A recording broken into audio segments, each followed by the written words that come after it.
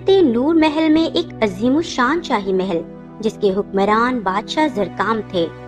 وہ نہایت محنتی، رحم دل اور انصاف پسند تھے۔ ان کی پہلی ملکہ سے 2 بیٹیاں تھیں، شہزادی روبینہ اور شہزادی ہنا۔ محل میں سکون، محبت اور خوشیوں کا راج تھا، مگر ایک دن وبا پھیلی اور پہلی ملکہ دنیا سے رخصت ہو گئی۔ بادشاہ غم سے ٹوٹ گئے اور محل کی رونق جیسے ماند پڑ گئی۔ درباریوں کے مشورے سے بادشاہ نے دوسری شادی کر لی تاکہ دونوں بچیوں کو ماں کی شفقت مل سکے۔ دوسری ملکہ نہایت نرم مزاج تھی۔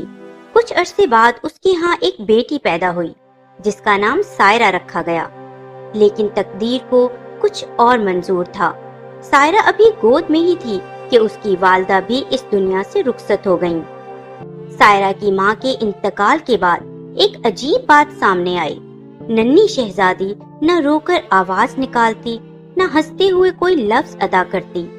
حکیموں نے بتایا کہ سائرہ کے لب تو سلامت ہیں، مگر وہ بول نہیں سکتی۔ بادشاہ نے اپنی بے زباں بیٹی کو سینے سے لگا لیا اور کہا، میری بیٹی کی خاموشی بھی میرے لیے دنیا کی سب سے خوبصورت آواز ہے۔ بادشاہ زرکام نے اپنی تینوں بیٹیوں کی پرورش میں کوئی کمی نہ چھوڑی۔ روبینہ اور ہنا بڑی تھی، جبکہ سائرہ سب سے چھوٹی۔ اگرچہ وہ بول نہیں سکتی تھی، مگر اس کی آنکھوں میں ایسی معصومیت تھی کہ ہر شخص اس سے محبت کرتا۔ وہ ہاتھوں کے اشاروں، نرم مسکراہٹ اور روشن آنکھوں سے اپنی ہر بات سمجھا دیتی۔ جب بادشاہ تھکے ہوئے ہوتے، سائرہ خاموشی سے ان کے پاس بیٹھ جاتی، ان کا ہاتھ تھام لیتی اور بادشاہ کا دل ہلکا ہو جاتا۔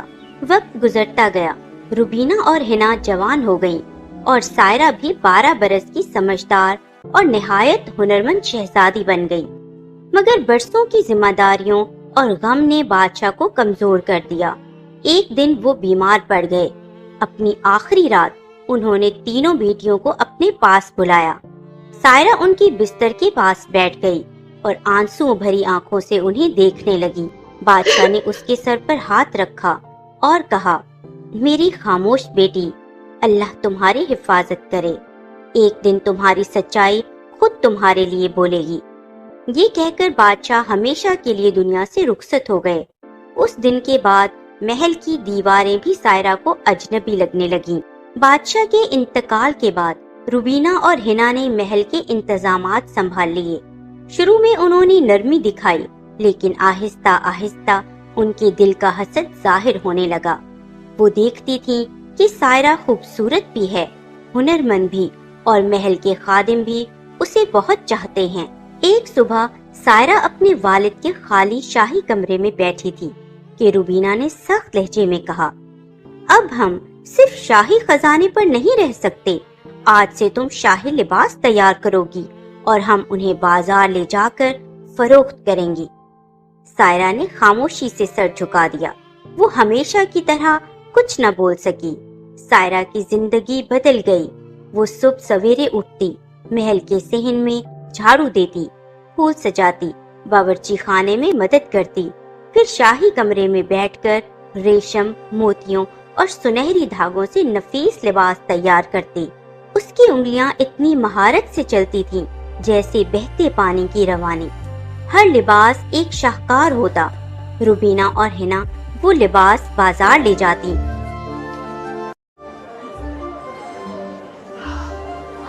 اور واپسی پر کہتی، آج بھی لباس کم قیمت میں فروخت ہوا۔ سائرہ خاموشی سے یہ بات مان لیتی۔ وہ سوچتی شاید اس کے کام میں کوئی کمی ہے، اس لیے اگلے دن پہلے سے زیادہ محنت کرتی۔ ایک دن روبینہ اور ہنا دونوں بیمار ہو گئیں۔ سائرہ نے پوری رات ان کی خدمت میں گزاری، پانی دیا، ماتھا ٹھنڈا کیا، دوا پلائی۔ صبح طبیعت کچھ بہتر ہوئی تو ہنا نے آہستہ سے کہا، آج لباس تیار ہے، اسے بازار لے جانا ہوگا۔ روبینہ نے سائرہ کی طرف دیکھا، کیا تم جا سکتی ہو؟ سائرہ کا دل خوشی سے دھڑک اٹھا۔ وہ پہلی بار محل سے باہر دنیا دیکھنے والی تھی۔ اس نے مسکرا کر سر ہلا دیا۔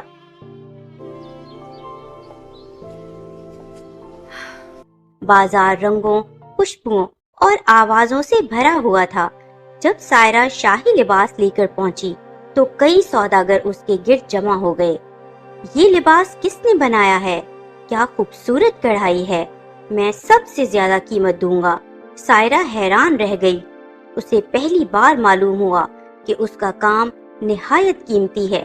اس کی بہنیں برسوں سے اسے دھوکہ دیتی رہی تھیں، لیکن اس نے نہ غصہ کیا نہ شکایت۔ اس نے بہترین قیمت پر لباس فروخت کیا، محل کے لیے راشن خریدا، بہنوں کے لیے دوا لی، اور پھر بھی کچھ رقم بچ گئی۔ واپسی پر وہ ایک زیورات کی دکان کے سامنے رکی۔ شیشے کے پیچھے ایک نہایت خوبصورت سنہری ہار رکھا تھا۔ ایسا لگتا تھا جیسے سورج کی کرنوں کو سونے میں ڈھال دیا گیا ہو۔ سائرہ نے قیمت پوچھی۔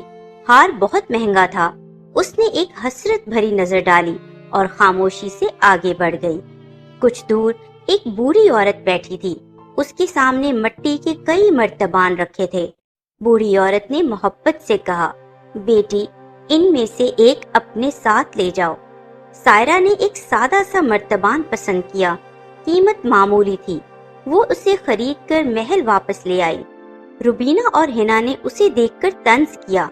اگر پیسے تھے تو کوئی کام کی چیز لے آتے۔ سائرہ نے ہمیشہ کی طرح کچھ نہ کہا۔ رات کو سائرہ بستر پر لیٹی تو اس کے ذہن میں وہی سنہری ہار گردش کرتا رہا۔ صبح جب اس کی آنکھ کھلی تو وہ حیرت سے رک گئی۔ مرتبان کے کنارے سے بالکل وہی سنہرا ہار لٹک رہا تھا۔ سائرہ کی آنکھوں میں حیرت اور خوشی کے آنسو آ گئے۔ اس نے ہار سنبھال کر الماری میں چھپا دیا۔ کچھ دن بعد اس نے دل میں خوبصورت جوتوں کی خواہش کی۔ صبح نازک جوتے موجود تھے۔ پھر اس نے ایک شاہانہ لباس کا تصور کیا۔ اگلی صبح وہ لباس بھی مرتبان کے پاس رکھا تھا۔ اب سائرہ کو یقین ہو گیا کہ یہ کوئی عام مرتبان نہیں بلکہ اللہ کی طرف سے ایک خاموش نعمت ہے۔ اس نے یہ راز اپنے دل میں محفوظ رکھا۔ چند دن بعد اعلان ہوا کہ شہزادہ کامران کے اعزاز میں شاہی محل میں عظیم الشان جشن منعقد ہوگا۔ سلطنت بھر کے معزز لوگ اس دعوت میں شریک ہوں گے۔ روبینہ اور ہنا خوشی سے تیاریاں کرنے لگی، لیکن سائرہ کے لیے انہوں نے ریشمی دھاگوں کا ڈھیر رکھ دیا اور اشارے سے سمجھا دیا کہ وہ محل ہی میں رہے۔ سائرہ نے خاموشی سے سر جھکا دیا۔ جب دونوں بہنیں چلی گئیں تو سائرہ نے جلدی سے اپنا کام مکمل کیا۔ پھر اس نے جادوئی مرتبان سے ملا ہوا لباس پہنا، سنہری ہار زیب تن کیا۔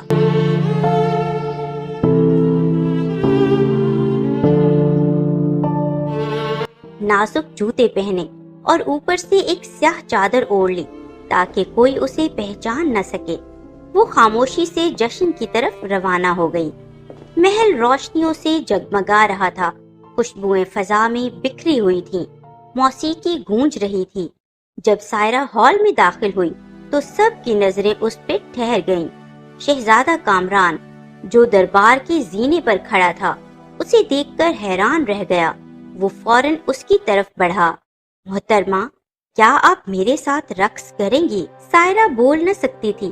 اس نے صرف ہلکی سی مسکراہٹ کے ساتھ سر جھکا دیا۔ ساری شام شہزادہ اسی پراسرار حسینہ کے ساتھ رہا، مگر رات ختم ہونے سے پہلے سائرہ خاموشی سے واپس لوٹ آئی۔ اگلی 2 راتوں میں بھی یہی ہوا۔ ہر بار سائرہ نئے لباس میں آئی۔ ہر بار شہزادہ کامران اس سے مزید متاثر ہوا۔ وہ اس کی خاموشی میں ایک عجیب سکون محسوس کرتا تھا۔ وہ سوچتا، یہ لڑکی کچھ کہتی نہیں مگر اس کی آنکھیں پوری داستان سنا دیتی ہیں۔ تیسری رات شہزادے نے ارادہ کیا کہ وہ اس کی شناخت ضرور معلوم کرے گا۔ جب سائرہ جلدی سے واپس جانے لگی تو اس کا ایک نازک جوتا زینے پر رہ گیا۔ شہزادہ کامران نے اعلان کیا، جس لڑکی کے پاؤں میں یہ جوتا پورا آئے گا وہی میری دلہن ہوگی۔ سپاہی محل محل گھر گھر گئے۔ آخر وہ نور محل پہنچے۔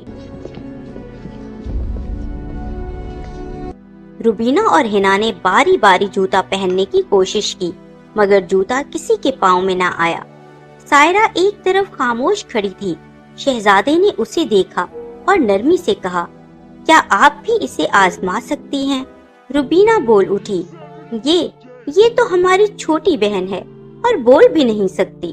شہزادہ مسکرایا، مجھے اس کی آواز نہیں، اس کا دل پسند آیا ہے۔ جوتا سائرہ کے پاؤں میں بالکل پورا آ گیا۔ پھر اس نے دوسرا جوتا بھی نکال کر پہن لیا۔ شہزادہ کامران کی آنکھوں میں خوشی چمک اٹھی، میں نے تمہیں پہچان لیا۔ سائرہ کی آنکھیں نم ہو گئیں۔